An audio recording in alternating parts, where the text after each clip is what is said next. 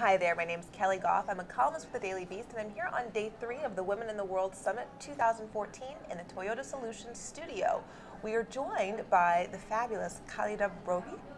Did I say it right? Hi, yes, Khalida Bohi. Thank you for having me. Who is the founder of a wonderful organization called Sughar.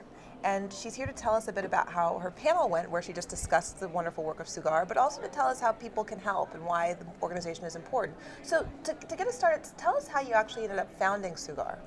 Yeah, I was 16-year-old when the incident of honor crimes happened first time in my life, or first time I witnessed it. My friend was killed in the process.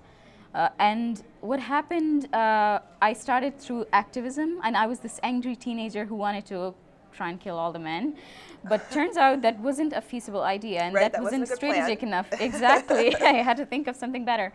Or something that actually gets these people and uses them as our allies.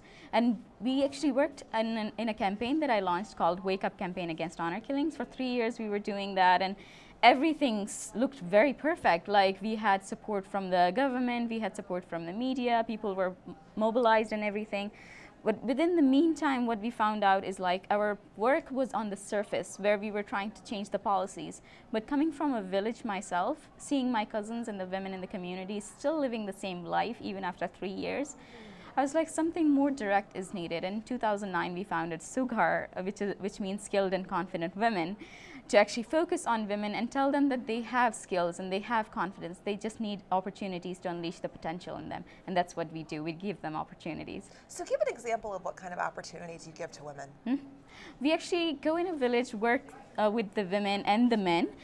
We use strategies where they don't feel like it's something against their custom, because for 3 years we did try that. We were against honor killings. We were shouting in the streets and everything.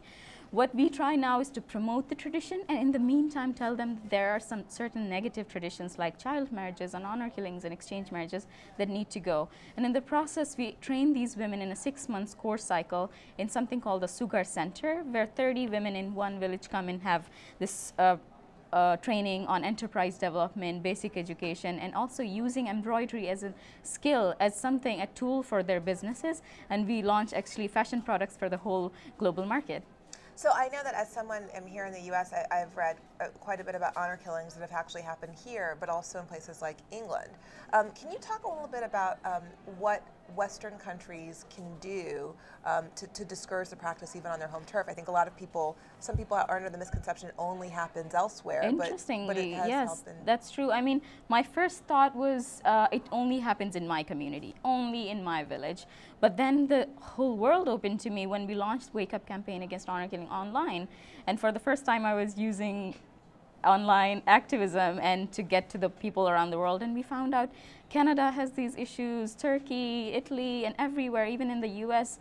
Then the feeling that now the world has to come together for an issue like this, because usually we talk about other, important issues that are in the media, and this doesn't go in the media a lot of times. How do we get people to talk about this more and get to do something on it?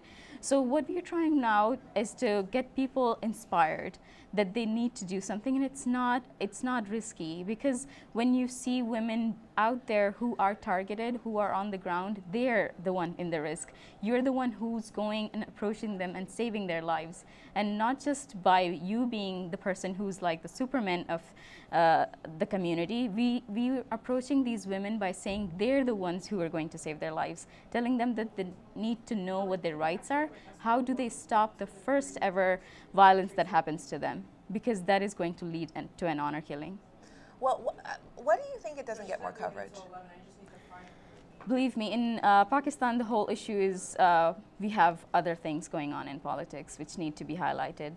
And these other things have nothing to do with women's rights. And when I come from a community which is in the mountains, we are far away from media or politics or policy making, we see ourselves very isolated.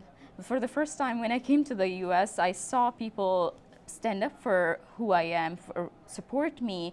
And then I went to MIT and all these people supporting me over there. And I realized, like, there could be bridges that we built. I mean, there was a time when I was on the stage with Bill Clinton and I felt that moment conspired, like the whole universe saying, yes, it is true that when you have the deep desire in your heart, turns out the whole universe does help you in that, and that has happened in my life. So how can people help? Tell people how they can help your organization. Right now, we are looking for support in very smaller ways.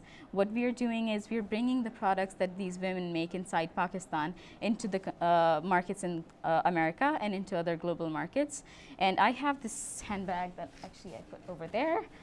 I'll be showing it, but that's what we are actually selling here and online, and that I would like people to purchase. Thank you very much. This is what these women are making. Oh my gosh, that's fabulous. And what we are trying to do is make it as clean and beautiful and better quality for the global markets, because these women are going through a process of learning how to use their own, this is a very traditional kind of a fabric, own traditions to build something that a woman in LA or even in Hollywood would carry it very proudly. Well, that's beautiful, and I think myself and some of the other ladies here in the studio might actually end up having a bidding war over that particular bag before you leave. Thank you so much for joining us. Thank you for having me. Khalida. It's wonderful to hear about the work that you're doing, and I have to so say much. that you are the epitome of a Sughar woman, because you are both skilled and confident, and it's great to have you here. Thank you very much. I'm happy to be here. Thanks so much for joining us again in the Toyota Solutions studio here at the Women in the World Summit 2014.